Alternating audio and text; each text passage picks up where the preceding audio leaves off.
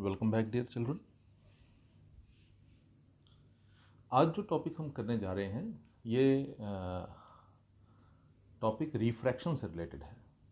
जो पीछे हमने टॉपिक किए थे वो रिफ्लेक्शन से रिलेटेड थे, उसमें हमने स्फेरिकल मिरर्स के बारे में पढ़ा था। आज जो हम पढ़ने जा रहे हैं वो बेसिकली रिफ्रैक्शन से रिलेटेड है। तो रिफ्रैक्शन के बारे में मैं सबसे पहले आपको बता दूं कि रिफ्रैक्शन होता क्या है। What do you mean bye refraction? Refraction के बारे में आपने सुना होगा कि जैसे सपोज करिए अगर आपके पास आप एक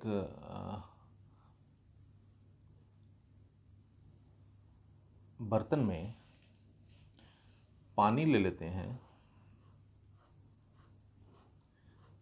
ठीक है।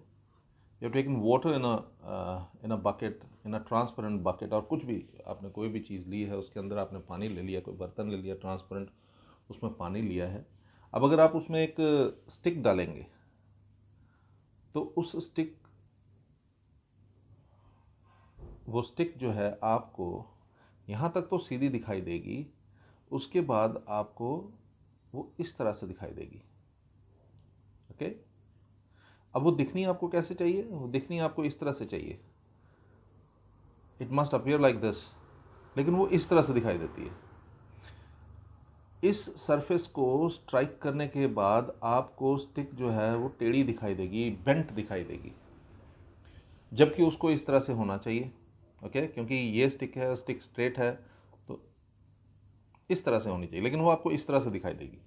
Now what is the reason behind it? तो वो जो रीजन है वो एक कॉन्सेप्ट है बेसिकली, जिसको we call refraction. It is known as refraction. तो जो प्रीवियस टॉपिक था जिसमें आपने मिरर्स को स्टडी किया वो रिफ्लेक्शन पर बेस्ड था, और ये जो टॉपिक हम स्टडी कर रहे हैं ये रिफ्रैक्शन के ऊपर बेस्ड है। तो रिफ्रैक्शन क्या फिनोमेना है? Whenever light passes from rarer to denser medium. Rarer to denser medium क्या होता है? जैसे ये एक बकेट है, इसमें पानी है और इसके ऊपर तो हवा है, ये एयर है, यहाँ पर एयर है, और यहाँ पर क्या है? ये वाटर है। ओके, ये वाटर है और यहाँ पर एयर है। तो एयर जो है वो रेयरर मीडियम है, लेकिन वाटर जो है वो डेंसर मीडियम है। तो रेयरर मीडियम से डेंसर मीडियम में जब भी लाइट ट्रेवल करती है तो इट बेंड्स। और बेंड किस तरफ होती है मैं आपको वो बता दूं। ये सरफेस है, इसके ऊपर अगर मैं परपेंडिकुलर ड्रॉ करूंगा तो इसको हम बोलते हैं, वी कॉल इट नॉर्मल। तो light strikes and bends towards normal while travelling from rarer to denser medium. So जब भी रेयरर से डेंसर अगर ट्रेवल करती है लाइट तो it bends towards normal. Always remember. So whenever light travels from rarer to denser medium, this is a rarer medium, air is a rarer medium, water is a denser medium, है ना। Water की density air से ज़्यादा है तो water is a denser medium. So whenever light travels from a rarer to a denser medium, it bends towards normal। Normal क्या होता है तो मैं आपको बता दूं। जैसे सपोज करो ये एक मीडिया को सेपरेट करने का एक सरफेस है। सपोज करिए यहाँ पर एक रेयरर मीडियम है, ओके, और यहाँ पर मीडियम जो है वो डेंसर हो जाता है। ये है उसको, रेयरर को और डेंसर को सेपरेट करने वाली बाउंड्री। तो लाइट जब भी आप यहाँ पर एक परपेंडिकुलर अगर ड्रॉ कर देते हैं तो इसको हम नॉर्मल बोलते हैं। और लाइट जब भी इस पॉइंट पर इंसिडेंट होती है तो उसके बाद ये रिफ्रैक्ट हो जाती है। रिफ्रैक्ट होने का मतलब है it bends towards normal. This is normal. Okay, I am sure you people have got it. Light travels from rarer medium and when it penetrates the denser medium it bends towards normal। तो ये है source of light, जहाँ से light आ रही है। ये है source of light, जहाँ से लाइट आ रही है, इसको हम इंसिडेंट रे बोलेंगे यहाँ पर, और ये बेंड हो रही है तो रिफ्रैक्टेड रे। ओके, तो जब कभी रेयरर से डेंसर मीडियम लाइट ट्रेवल करती है it bends towards normal. Now what happens when it travels from denser to rarer medium. So whenever light travels from denser to rarer medium, उल्टा हो जाता है। और क्या हो जाता है, फॉर एग्जाम्पल मैं आपको एक छोटी सी एग्जाम्पल देता हूँ। सपोज करिए एक स्विमिंग पूल है, ये एक स्विमिंग पूल है, ओके, और इसके अंदर ये लाइट लगी हुई है,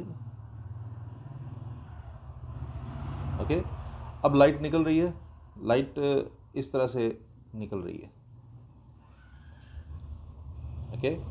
ये लाइट एमिट कर रहा है, ये जो भी सोर्स ऑफ लाइट है, बल्ब है या कुछ भी है, it is emitting what, light. Suppose ये एक स्विमिंग पूल है, इसके अंदर एक बल्ब लगा हुआ है और ये लाइट एमिट कर रहा है, और ये लाइट जब एमिट कर रहा है तो लाइट इस तरह से जा रही है। अब ये वाटर है तो ये डेंसर मीडियम होगा, और यहाँ पर तो एयर है, ओके। ये क्या है, वाटर है, तो ये डेंसर मीडियम होगा, ये एयर है।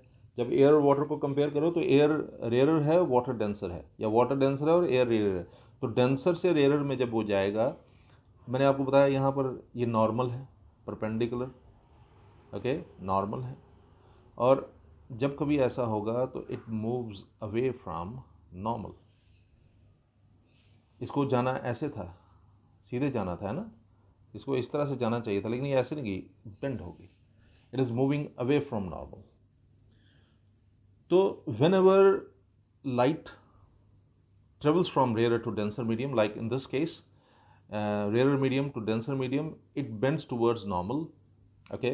Whenever light travels from denser to rarer medium, it bends away from normal, and this phenomena of bending towards normal or bending away from normal is known as refraction.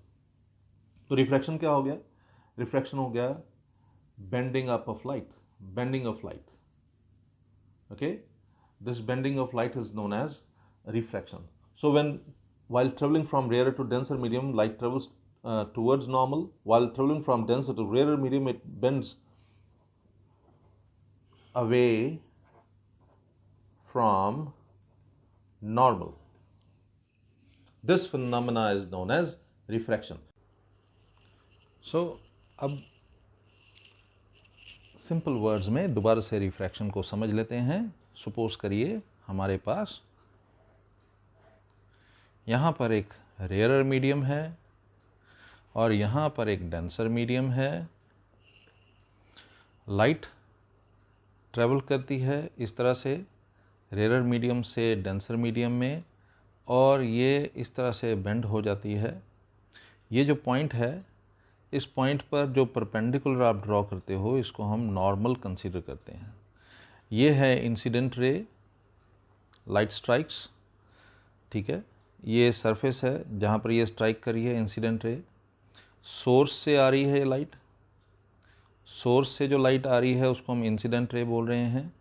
ये surface के ऊपर strike कर रही है, strike करने के बाद normal की तरफ ये बेंड हो रही है। तो ये फिनोमेना जो है हम रिफ्रैक्शन बोलते हैं। अगर रेयरर से डेंसर की तरफ मूवमेंट होती है लाइट की, तो इसको हम वी कॉल इट रिफ्रैक्शन।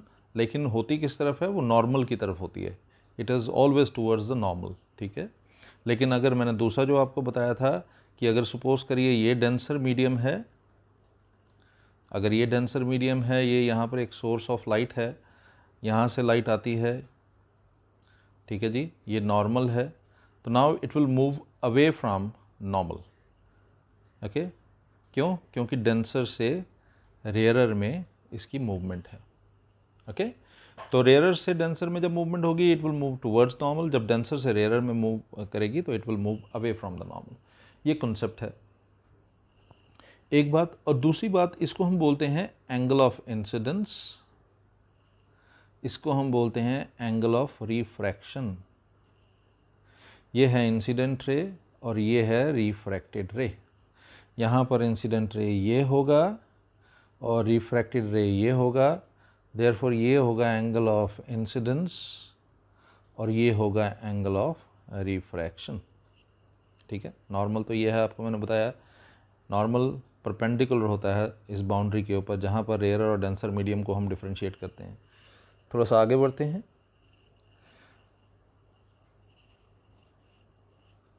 अब जो हम बात करने जा रहे हैं वो एक बहुत ही इम्पॉर्टेंट टॉपिक के बारे में है। इसको हम बोलते हैं refractive index. We call it refractive index, our new topic. This is our new topic and now we are going to discuss refractive index. Refractive index क्या होता है, इसके बारे में हम बात करने जा रहे हैं। तो इसके बारे में बात करने से पहले मैं आपको कुछ और चीज़ें बताऊंगा, वो आपको ध्यान में रखने पड़ेगी। और वो क्या है, सबसे पहला जो टॉपिक है वो है ऑप्टिकल मीडियम। ये टर्म है optical medium. What do you mean by optical medium? Optical medium क्या होता है? Optical medium is defined as a transparent,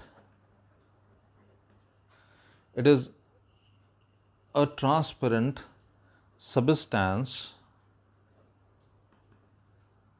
Okay, optical medium is a transparent substance which allows light to travel through it. ठीक है, transparent substance, it is a transparent substance in which light can travel. तो हर वो substance जिसमें से light को travel कर सकते हैं, जिसमें से लाइट ट्रेवल हो सकती है या जिसमें से लाइट पेनिट्रेट हो सकती है, हम उस सबस्टेंस को बोलते हैं कि वो ऑप्टिकल मीडियम है। ठीक है, so what do you mean by optical medium? Optical medium is defined as a transparent substance which allows light to pass through it, और a transparent substance in which light can travel is called optical medium. So optical medium दो तरह के हो सकते हैं। Okay, और किस तरह से हम इसको देखते हैं, ये डिपेंड करता है डेंसिटी ऑफ मीडियम पर। ऑप्टिकली मीडियम जो है वो डेंसर हो सकता है, ऑप्टिकली मीडियम जो है रेयरर हो सकता है। ऑप्टिकली मीडियम रेयरर हो सकता है, ऑप्टिकली मीडियम डेंसर हो सकता है। तो डेंसर ऑप्टिकल मीडियम क्या होगा या रेयरर ऑप्टिकल मीडियम क्या होगा, अगला टॉपिक हम वो लेंगे। तो इसको समझने के लिए मैं एक छोटी सी एग्जांपल देकर आपको बात समझाता हूँ, आप ध्यान से समझिएगा। अगर मैं स्पीड देखता हूँ लाइट की एयर में, वो होती है 3 × 10⁸ मीटर पर सेकेंड। ओके, अगर आप स्पीड ऑफ लाइट की बात करते हैं एयर में तो होती है 3 × 10⁸ मीटर पर सेकेंड। और अगर ये एयर की बात कर रहा हूँ मैं, ये एयर में स्पीड है। ठीक है जी, वैक्यूम में भी इतना ही हम कंसिडर करते हैं। ठीक है, लेकिन जब आप बात करते हैं speed of light in water तो ये है 2.25 × 10⁸ मीटर पर सेकेंड। ये हम किसकी बात करें? ये है वाटर की बात। ओके, ये बात हमने किसके बारे में की? एयर के बारे में। तो एयर में स्पीड है लाइट की 3 × 10⁸ मीटर पर सेकेंड। यहाँ पर स्पीड है लाइट की 2.25 × 10⁸ मीटर पर सेकेंड। ठीक है, एयर में है 3 × 10⁸ मीटर पर सेकेंड, यहाँ पर यानी कि वाटर में 2.25 × 10⁸ मीटर पर सेकेंड। तो स्पीड ऑफ लाइट किस में ज़्यादा है? देखने से ही आपको पता लग रहा है कि रेयर मीडियम जो है उसमें स्पीड ऑफ लाइट जो है वो ज़्यादा है और डेंसर मीडियम में स्पीड ऑफ लाइट कम है। इसका रीज़न क्या होता है? इसका रीज़न ये होता है कि जो रेयर मीडियम होता है उसमें पार्टिकल्स की डेंसिटी जो होती है कम होती है, जिसके कारण लाइट वहाँ से आराम से पेनिट्रेट कर जाती है। लेकिन यहाँ पर ऐसा नहीं होता, यहाँ डेंसिटी ज़्यादा होती है, इसलिए लाइट को पेनिट्रेट करने में थोड़ी सी दिक्कत आती है। तो इस मीडियम को जिसमें स्पीड ऑफ लाइट ज़्यादा है, we call it optically rarer medium. We call it optically rarer medium, और इसको हम बोलते हैं ऑप्टिकली डेंसर मीडियम। इसमें स्पीड ऑफ लाइट जो है वो कम है। जिसमें स्पीड ऑफ लाइट ज़्यादा होगी उसको ऑप्टिकली रेयरर मीडियम हम कंसिडर करेंगे, जिसमें स्पीड ऑफ लाइट कम होगी हम उसको ऑप्टिकली डेंसर मीडियम कंसिडर करते हैं। This is the concept. ये मैंने आपको अभी किसके बारे में बताया? We discussed optical medium. Optical medium मैंने शुरू कब किया? जब मैंने रिफ्रैक्टिव इंडेक्स के बारे में बात करनी शुरू की। तो अभी आपको पता लगेगा कि मैंने ऑप्टिकल मीडियम के बारे में यहाँ पर बात क्यों की। तो ऑप्टिकल मीडियम कोई भी ट्रांसपेरेंट सबस्टेंस जिसमें से लाइट पास कर सकती है, हम उसको बोलते हैं कि वो क्या है? ऑप्टिकल मीडियम है।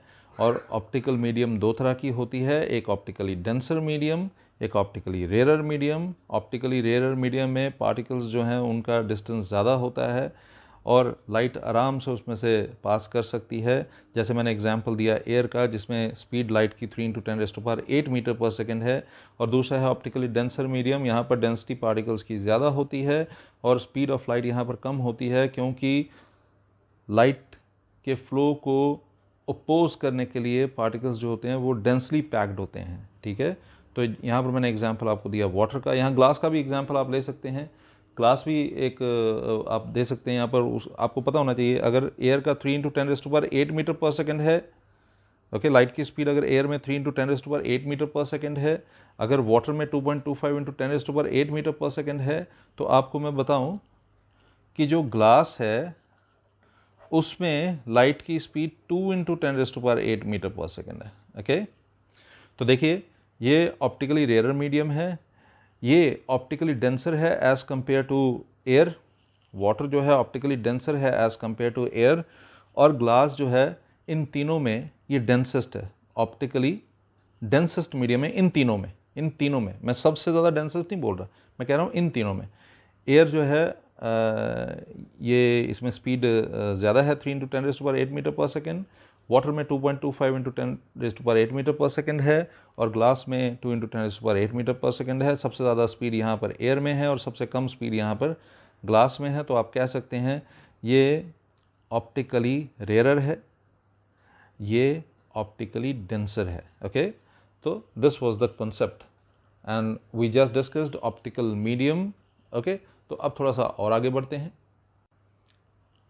तो टॉपिक वही है जो हमने शुरू किया था। टॉपिक था हमारा it was refractive index, this was our topic. Okay, ये मैंने शुरू करना था, लेकिन मैंने इसकी जगह आपको पहले ये ज़रूरी समझा कि आपको पता हो कि ऑप्टिकली डेंसर और ऑप्टिकली रेयर मीडियम क्या होता है। तो अब आगे चलते हैं, रिफ्रैक्टिव इंडेक्स क्या होता है। पहले मैं आपको बता दूं, रिफ्रैक्टिव इंडेक्स के लिए एक और टर्म यूज़ किया जाता है, उसको हम बोलते हैं absolute refractive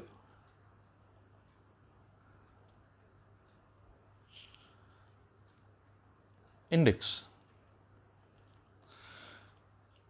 simply refractive index और absolute refractive index both are same terms. ठीक है, ये दोनों टर्म सेम हैं, इनमें कोई डिफरेंस नहीं है। तो मैं इसके बारे में एक बात बता दूं, ये टर्म जो है इसको हम डिनोट करते हैं न्यू से, वी डिनोट इट। ओके, हम इसको न्यू से डिनोट करते हैं, और ये किसके बराबर होता है, ये बराबर होता है ratio of speed of light in vacuum to speed of light in the given medium. Okay, speed of light in vacuum to speed of light in medium, it is denoted by nu. Term क्या है, refractive index या absolute refractive index. So I'm going to repeat it once again. आपको question आएगा define refractive index या absolute refractive index, तो किस तरह से डिफाइन करेंगे। Refractive index or absolute refractive index is a term denoted by, is a concept denoted by nu, okay, and is defined as ratio of speed of light in vacuum to speed of light in medium. जब भी आप speed of light in vacuum और speed of light in medium का ratio लेते हैं, उसको हम denote करते हैं nu से, और टर्म का नाम है, कॉन्सेप्ट का नाम है absolute refractive index और simply refractive index. So question आता है define refractive index or absolute refractive index, and how can you define it? आप बोलेंगे refractive index is defined as a term represented by a concept represented by nu and is defined as the ratio of speed of light in vacuum to speed of light in medium. Simple. अब ये speed of light in vacuum है, speed का unit होता है metre पर second, ये speed of light in medium है, speed का अभी मैंने बताया मीटर पर सेकेंड, यानी कि न्यूमरेटर और डिनोमिनेटर दोनों का यूनिट जो होगा यहाँ पर मीटर पर सेकेंड ही होगा। तो मीटर पर सेकेंड कैंसिल हो जाएगा। इसका मतलब है इस टर्म का कोई भी यूनिट जो है वो पॉसिबल नहीं होगा। मैंने रीज़न बताया क्यों नहीं होगा, क्योंकि न्यूमरेटर और डिनोमिनेटर दोनों का यूनिट जो है वो सेम होने वाला है। अब सपोज करो आपको अगर एग्जाम्पल देकर बात समझते हैं। फॉर एग्जाम्पल ठीक है, आपको याद होगा मैंने अभी भी पीछे आपको बताया था speed of light in air क्या होता है 3 × 10⁸ मीटर पर सेकेंड। ओके, 3 × 10⁸ मीटर पर सेकेंड ये speed of light in air है। तो speed of light in glass भी मैंने आपको पीछे बताया था, speed of light in glass होता है 2 × 10⁸ मीटर पर सेकेंड। ठीक है जी, speed of light in air क्या होता है 3 × 10⁸ मीटर पर second. Speed of light in glass क्या होता है 2 × 10⁸ मीटर पर सेकेंड। अब अगर आपको क्वेश्चन आ जाए कि आपको रिफ्रैक्टिव इंडेक्स निकालना है किसका, ग्लास का, you have to find the refractive index of glass, इस तरह से डिनोट करते हैं। तो रिफ्रैक्टिव इंडेक्स ऑफ ग्लास निकालने के लिए speed of light in vacuum लेना है, यानी कि 3 × 10⁸ मीटर पर second upon speed of light in medium लेना। मीडियम क्या है, मीडियम है आपका glass. Okay, speed of light in medium लेना, वो क्या है ग्लास, 2 × 10⁸ मीटर पर सेकेंड। ठीक है जी, ये सारा कैंसिल होगा, आपके पास आंसर आ जाएगा 1.5। तो रिफ्रैक्टिव इंडेक्स ग्लास का जो है वो क्या है 1.5 है। ओके, थोड़ा सा और आगे बढ़ते हैं। अगर कभी आपको आ जाए रिफ्रैक्टिव इंडेक्स ऑफ वाटर निकालना है तो फिर आप क्या करेंगे, रिफ्रैक्टिव इंडेक्स ऑफ वाटर वो क्या होगा, speed of light in vacuum यानी कि 3 × 10⁸ मीटर पर second upon speed of light in medium. Medium क्या है, वाटर। तो speed of light in water मैंने आपको अभी पीछे बताया था 2.25 × 10⁸ मीटर पर सेकेंड। ये सब कुछ कट जाएगा, आपके पास आंसर आ जाएगा 4/3। आप इसको इस तरह से भी लिख सकते हैं 3 होल 1/3। ओके, 1 होल 1/3 आप इसको इस तरह से भी लिख सकते हैं। तो ये था कॉन्सेप्ट रिफ्रैक्टिव इंडेक्स का। So what is refractive index? Refractive index is a concept या phenomena which is denoted by nu and is defined as the ratio of speed of light in vacuum to speed of light in medium. Since numerator and denominator एक ही तरह के physical terms हैं, speed, तो इसका कोई unit नहीं होगा। मैंने एग्जांपल दिया, speed of light in air होता है 3 × 10⁸ मीटर पर second, speed of light in glass होता है 2 × 10⁸ मीटर पर सेकेंड। तो रिफ्रैक्टिव इंडेक्स ऑफ ग्लास क्या हो जाएगा, वो होगा 3 × 10⁸ अपॉन 2 × 10⁸। सॉल्व कीजिए 1.5। ऐसे ही रिफ्रैक्टिव इंडेक्स ऑफ वाटर जो है वो क्या होगा, speed of light in vacuum यानी कि 3 × 10⁸ मीटर पर सेकेंड अपॉन 2.25 × 10⁸। ये क्या है, यह है speed of light in water. तो वो हो जाएगा, आप कटिंग करके देखिएगा 4/3। ये तो ये पूरा कैंसिल हो जाएगा, 3/2.25 बनता है 4/3। इसको आप इस तरह से मिक्स न्यूमरल में लिख सकते हैं। तो ये कॉन्सेप्ट है। अब इसमें एक चीज़ मैंने आपके पास क्वेश्चन होगा कि मैंने आपको ऑप्टिकली डेंसर या ऑप्टिकली रेयर मीडियम के बारे में क्यों बढ़ाया और रिफ्रैक्टिव इंडेक्स के साथ, इस टर्म के साथ इसका क्या रिलेशन हो सकता है। तो मैं आपको एक छोटी सी बात से बात समझाऊंगा, आप ध्यान से समझिएगा। ऑप्टिकली डेंसर मीडियम, ठीक है, जो बॉडी ऑप्टिकली डेंसर है या जो बॉडी ऑप्टिकली रेयरर है, हाँ ध्यान से समझिएगा, जो ऑप्टिकली डेंसर होती है उसके बारे में जब हम बात करते हैं उसका रिफ्रैक्टिव इंडेक्स जो है वो ज्यादा होता है। ठीक है, ये हाई होता है as compare to optically rarer. Okay, optically rarer जो होगा उसका लो रिफ्रैक्टिव इंडेक्स होगा। आई एम श्योर कि आपको बात समझ आ रही होगी।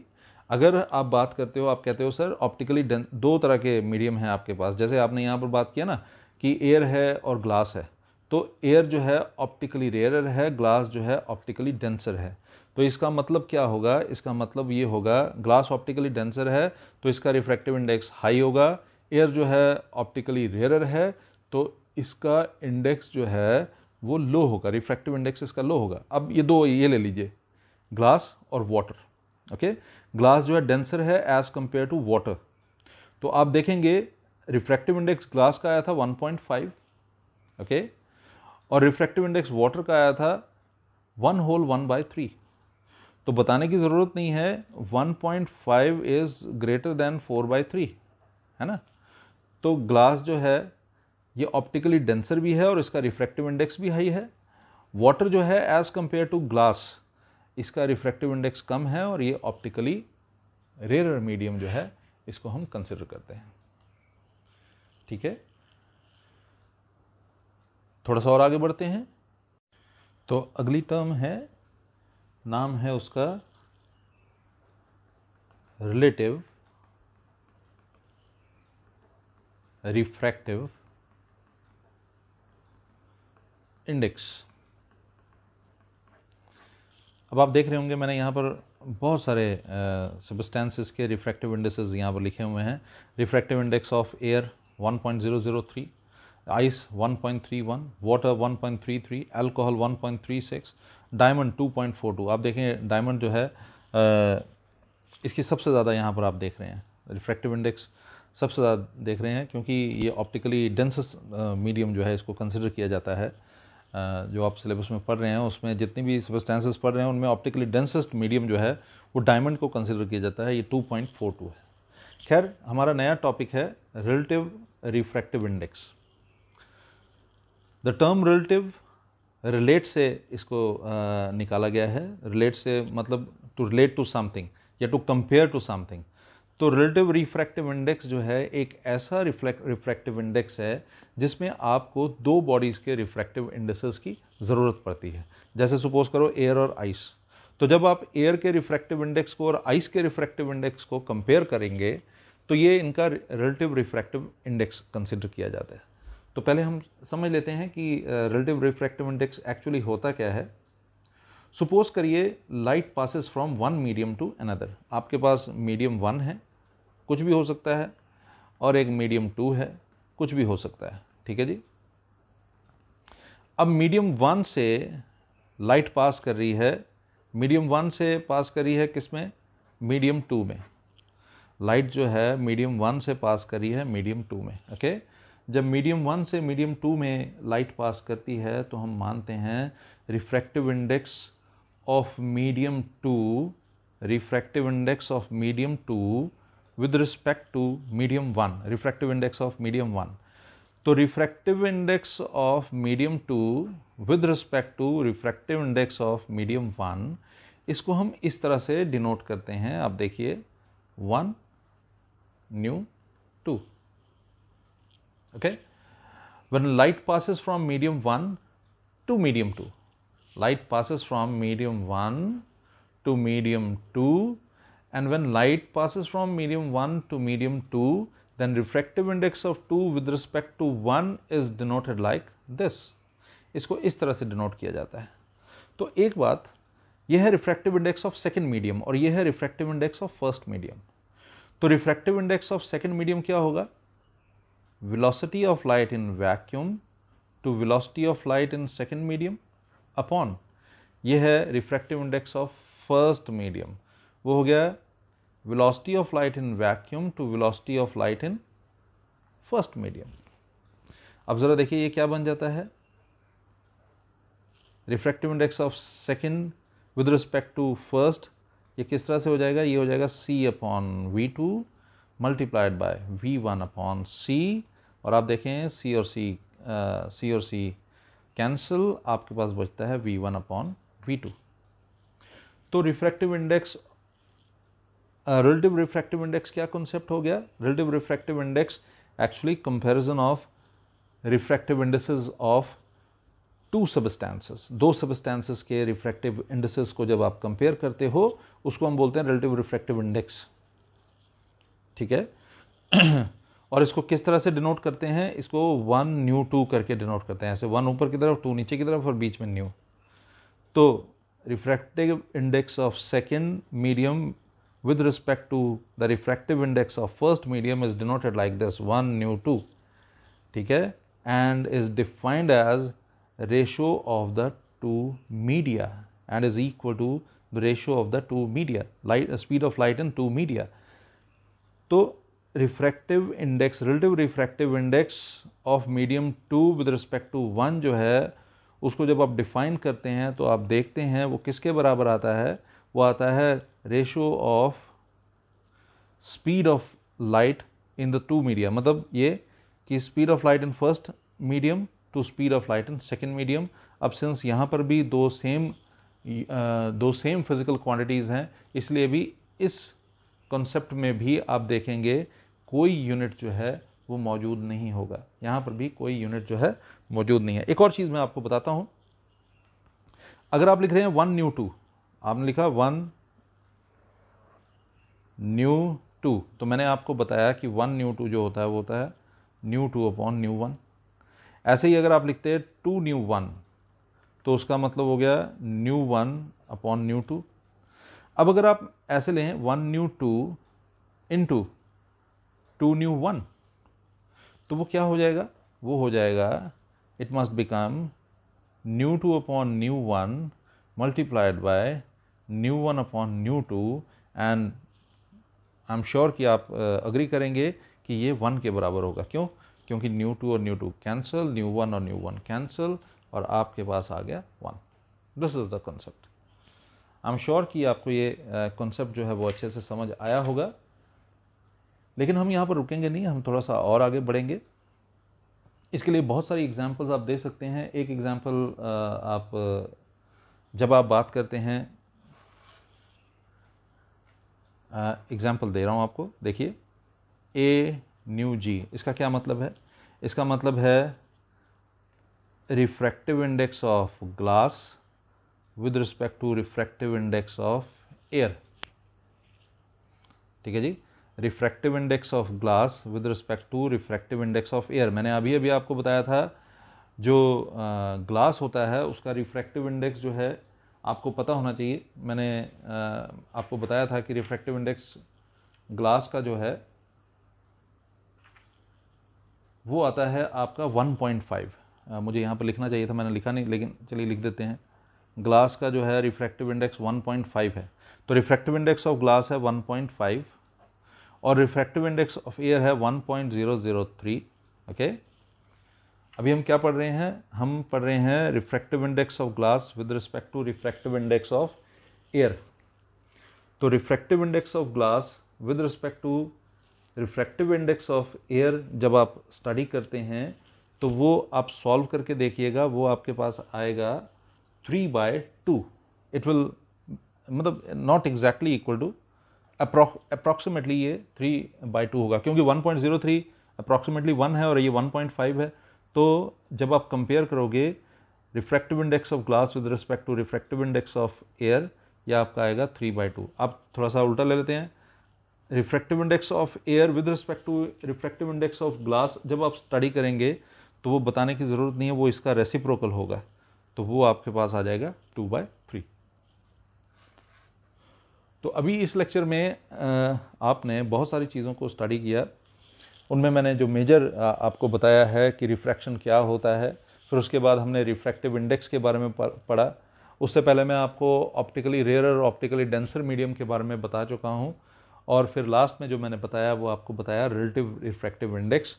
मैं आपको बता दूं ये दोनों चीज़ें, सिंपली रिफ्रैक्टिव इंडेक्स जिसको हम क्या कहते हैं, we call it absolute refractive index.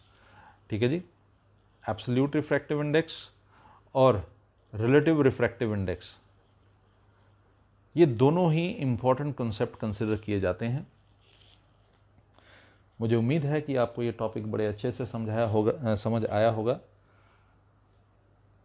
अगले लेक्चर में हम रिफ्रैक्शन के बारे में जो पढ़ चुके हैं, हम पढ़ेंगे कि रिफ्रैक्शन का रीज़न क्या होता है, कॉज ऑफ रिफ्रैक्शन क्या होता है, और इसके अलावा लॉज ऑफ रिफ्रैक्शन के बारे में पढ़ेंगे। किस तरह से क्या हर बार रिफ्रैक्शन हो ये ज़रूरी होता है, कौन सी कंडीशंस हैं जिनमें रिफ्रैक्शन नहीं होता, ये हम नेक्स्ट टॉपिक में पढ़ेंगे। तब तक आप इस कॉन्सेप्ट को अच्छे से प्रिपेयर कीजिए, अच्छे से समझिए। जहाँ आपको समझ नहीं आता है कमेंट बॉक्स में ज़रूर लिखिए। किसी भी तरह की परेशानी हो तो उसका हल भी होता है, क्वेश्चन पूछेंगे तो उसका आंसर ज़रूर मिलेगा। जल्दी मिलते हैं नेक्स्ट लेक्चर में, अपना ध्यान रखिए। Good day.